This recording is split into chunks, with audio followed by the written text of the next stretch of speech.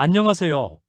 오늘은 사과 다축 재배의 세계적인 흐름과 관비 시스템 적용 전략에 대해 알아볼까요?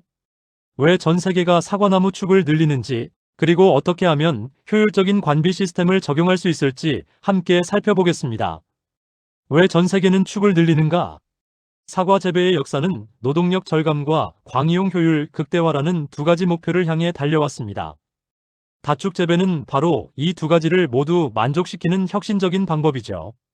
다축 재배는 프랑스와 이탈리아 등 유럽의 평면 수영 기술에서 시작되었습니다. 2000년대 초반 이탈리아의 알베르토 도리고니 박사가 나무의 세력을 분산시켜 수고를 낮추는 다축 개념을 정립하면서 현대적인 의미의 다축 재배가 시작되었답니다.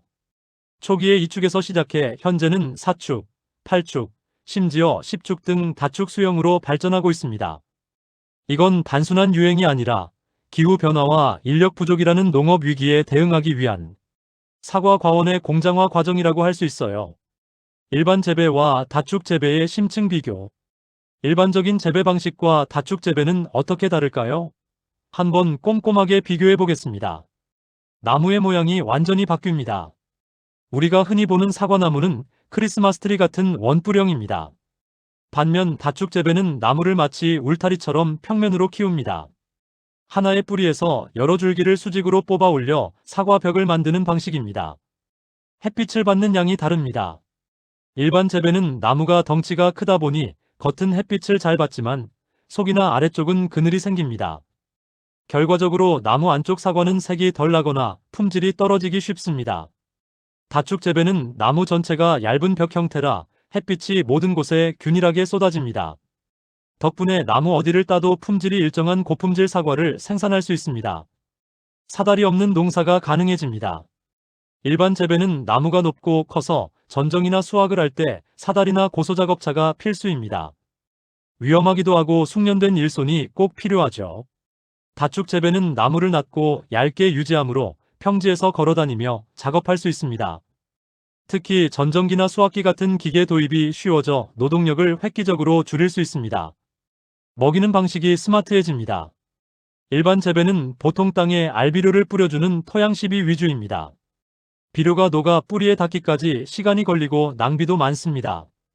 다축 재배는 시설 하우스처럼 정밀 관비 시스템을 도입합니다. 물과 양분을 섞어 뿌리에 직접 넣어주는 방식입니다. 실패 시 리스크도 다릅니다. 일반 재배는 나무 한 그루의 힘이 강해서 관리가 좀 부족해도 일부 가지만 영향을 받고 끝나는 경우가 많습니다. 다축 재배는 나무를 아주 예민하게 관리해야 합니다. 만약 비배 관리에 실패해 나무의 힘이 무너지면 10개의 줄기가 동시에 붕괴하거나 나무가 급격히 늙어버릴 수 있어 정밀한 관리가 필수입니다. 다축 재배는 광합성 효율을 높이고 노동 강도를 줄이는데 매우 효과적입니다.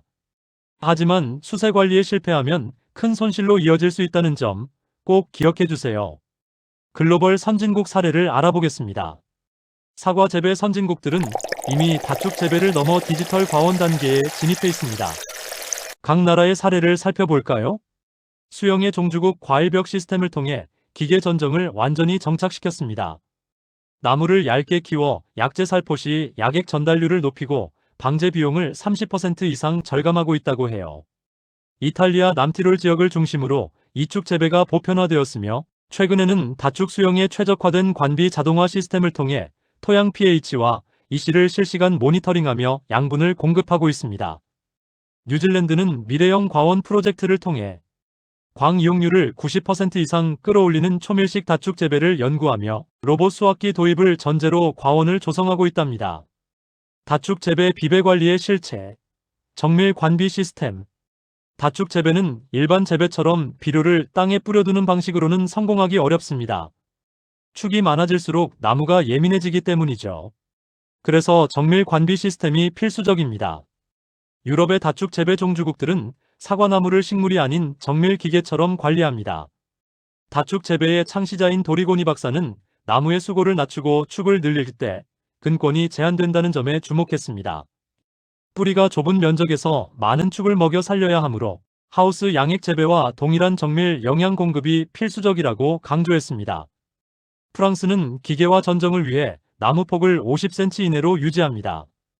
이렇게 얇은 나무는 영양 저장 능력이 떨어지기 때문에 유럽 현지에서는 AB통 시스템을 통해 하루에도 여러 번 나누어 관수하는 방식을 표준으로 채택하고 있습니다. 이 방식은 전 세계 양액 재배의 공통 표준인 네덜란드식 양액 처방의 원리를 노지 사과에 그대로 적용한 것입니다. 다축 재배가 능사가 아닌 이유. 유럽에서도 다축 재배로 실패하는 농가가 있습니다. 왜 그럴까요? 다축은 일반 나무보다 세력이 약해지기 쉽습니다. 관비 시스템이 한 번만 고장나거나 양분 밸런스가 깨지면 모든 축이 동시에 노화되어 회복 불가능한 상태가 될 수 있습니다. 기계에만 의존하다가 pH가 급변하거나 특정 성분이 결핍되면 일반 재배처럼 대충 비료 뿌려주는 방식으로는 해결이 안 됩니다. 기술적 정밀도가 뒷받침되지 않은 다축은 도박과 같다는 것을 명심해야 합니다. 다축 재배는 분명 고수익 모델이지만 관비 시스템의 원리를 정확히 이해하고 소일마스터 A와 같은 보조 솔루션을 적절히 활용해야만 실패 없는 농사가 가능합니다. 다축 재배는 사과 농업의 미래이지만 준비되지 않은 농가에게는 독이 될 수 있습니다.